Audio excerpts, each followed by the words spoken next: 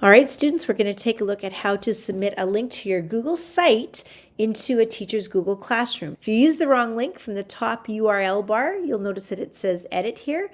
If you submit that link to your teacher, they become the owner of your Google site and you cannot do any more work in it while it is submitted. So instead, we are going to go to the top toolbar on our edit page of our Google site. We're going to click the thing that looks like a paper clip. When I click that, a white pop-up appears. It says Publish Site Link. Click Copy Link. That takes it into my clipboard. Then I'm going to head over to my teacher's classroom. I've gone into the classwork page. You'll find the portfolio assignment that your teacher has given you. Click on View Instructions.